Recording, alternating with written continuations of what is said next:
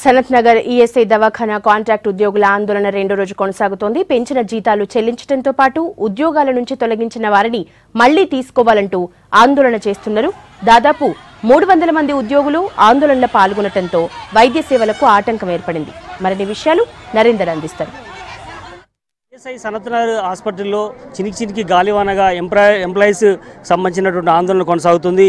నిన్న పోలీసులు జోక్యంతో ఇది తారస్థాయికి చేరింది. మనం చూడొచ్చు, దాదాపు ఈఎస్ఐ కార్పొరేట్ ఆసుపత్రి చాలా అధునాతనంగా కట్టడం జరిగింది. ఇక్కడ 100 కోట్లతో నిర్మించినటువంటి ఆసుపత్రికి సరైనటువంటి కింది స్థాయి సిబ్బంది పనిచేయకపోవడంతో అటు పేషెంట్లకు కానీ ఇటు పైన మేనేజ్మెంట్ కానీ ఇబ్బంది ఏర్పడుతున్నటువంటి పరిస్థితి కనిపిస్తుంది. నిన్న వీళ్లకు తోపులాట జరగడంతో చాలామందికి దెబ్బలు కూడా జరగడం జరిగింది. దీనికి ప్రధాన కారణం ఏంటి, ఎందుకోసం వీళ్ళు రోడ్డు మీదకి వచ్చి ధర్నా చేయాల్సిందని అనే విషయాన్ని మీద వీళ్ళని కొంతమందిని అడిగించే ప్రయత్నం చేద్దాం. అమ్మ, మీరు చెప్పండి, మీకు నిన్న ఇది దెబ్బలు తగిలినాయా ఏంటి? అసలు పోలీసు వాళ్ళు కొట్టారు సార్, లాఠీతో కొట్టారు. మా సార్ అరెస్ట్ చేస్తుంటే మేమే వాళ్ళ ఆస్తులు ఇవ్వమని అడగలేము, ఏమి అడగలేము. మా జీతాలు ఇవ్వండి సార్, మాకు ఒక ఆమెకి ఇట్లా చేశారు, అన్యాయం చేశారు, డ్యూటీలోంచి తీసేశారు.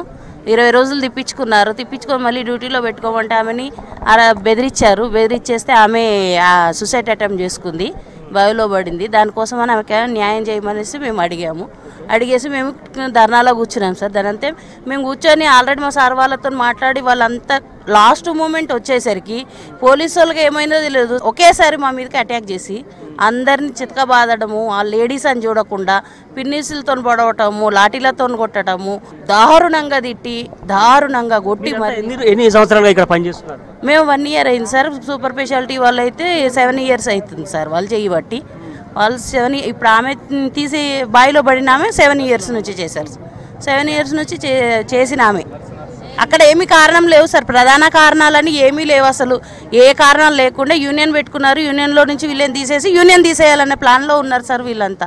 మాకు యూనియన్ లేకపోతే ఈ రక్షణ కూడా లేదు సార్. అది కొంతమంది కేవలం శానిటేషన్ సంబంధించిన వాళ్ళే కాకుండా వార్డ్ బాయ్సే కాకుండా దీంట్లో స్టాఫ్ నర్స్ కూడా కాంట్రాక్ట్ వాళ్ళను పెట్టుకోవడం జరిగింది. ఇటు ఎస్ఓఎస్ కావచ్చు, అలాగే నక్షత్రకు సంబంధించినటువంటి కొన్ని ఏజెన్సీల ద్వారా ఈఎస్ఐ పర్మనెంట్ స్టాఫ్ పెట్టకపోవడం వల్ల ఈ సమస్య వచ్చిందని మనకు స్పష్టమవుతుంది. కొంతమంది నర్సులు కూడా ఉన్నారు. మీ సమస్యలు ఏందమ్మని మీరు కూడా వీళ్ళతో కూడా?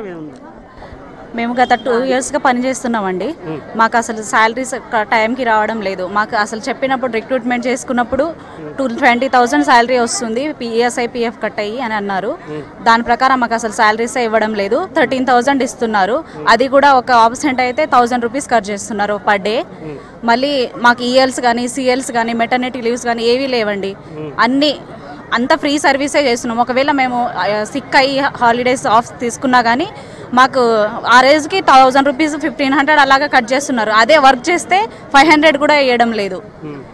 ఇలా చాలా లోపం. మీకు ఇవ్వాల్సిన నక్షత్ర కాంట్రాక్ట్ వాళ్ళు ఇవ్వడం లేదా? ఈఎస్ఐ సెంట్రల్ గవర్నమెంట్ నుంచి నిధులు మీకు ఇవ్వడం లేదా? ఇప్పుడు వీళ్ళని అడిగితే మీ నక్షత్ర కాంట్రాక్ట్ వాళ్ళు మాకు ఇలా చెప్పలేదండి, మీకు ఏం లేవని చెప్పారు. 24 hours ఎవ్రీడే మీతో వర్క్ చేయించుకోవాలని చెప్పారు అని వీళ్ళు అంటారు. వాళ్ళు వస్తేనేమో ఇక్కడ హాస్పిటల్ వాళ్ళు ఒప్పుకోవడం లేదు, మీకు ఇవ్వద్దు అంటున్నారని నక్షత్ర వాళ్ళు అంటారు. వాళ్ళు ఇద్దరి మధ్యలో మేమే సఫర్ అవుతున్నామండి. ఈఎస్ఐ హాస్పిటల్లో పనిచేస్తూనే ఈఎస్ఐ పిఎఫ్ కనీసం విలువలు ఏదైతే ఉంటాయో ఖచ్చితంగా పనిచేసే వాళ్ళ హక్కులు ఏదైతే ఉంటాయో వాటిని కూడా కాల రాస్తున్నారని ఆవేదన వ్యక్తపరుస్తున్నారు. అసలు ఈ సంబంధించినటువంటి కాంట్రాక్టర్ పక్కన ఉన్నారు. మీరు చెప్పండి, ఎస్వైఎస్కి సంబంధించి మీరు ఎలా చూస్తారు? ఈ సమస్య ఇంత పెద్దగా అయింది, మీరు ఎందుకు పట్టించుకోవడం లేదు? నిన్న ఉదయం నుంచి కూడా నేను అందుబాటులో ఉండడం జరిగింది. యూనియన్ నాయకులతో కానీ లేదంటే హాస్పిటల్ అథారిటీస్తో కానీ నేను టచ్లో ఉండి ఈ ప్రాబ్లమ్ సాల్వ్ చేయడానికి చూస్తున్నాను. ఆల్రెడీ జీతాల గురించి బ్యాంక్కి వీళ్ళ వేతనాలు వేయడం జరిగింది. 1 month పెండింగ్ ఉంది. ఆ వేతనాలు బ్యాంక్కి పంపించడం జరిగింది. 2 నెలలుగా ఆగిపోయిందట. వాళ్ళు కూడా చాలా జీతాలతో ఇబ్బంది పడుతున్నామని చెప్తున్నారు. మీకు ఎందుకు గవర్నమెంట్ నుంచి రావట్లేదా, సెంట్రల్ గవర్నమెంట్ నుంచి, లేదంటే మీరు కావాలని ఆపుతున్నారా? మాకు మే 2017 నుంచి మాత్రమే డైరెక్ట్ ఈఎస్ఐ ద్వారా కాంట్రాక్ట్ వచ్చింది. అంతకుముందు త్రూ యూపీఆర్ఎన్ ద్వారా మాకు ఢిల్లీ నుంచి వచ్చేది బిల్లు. అప్పుడు లేట్ అయ్యేది. మే నుంచి మాత్రం ఇక్కడ ఇవ్వడం జరుగుతుంది.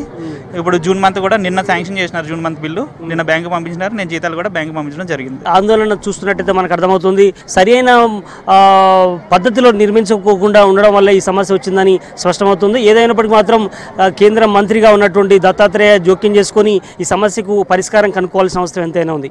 కెమెరా పర్సన్ సురేష్తో Narender, V6 news, Sanath Nagar ESI దగ్గర నుంచి.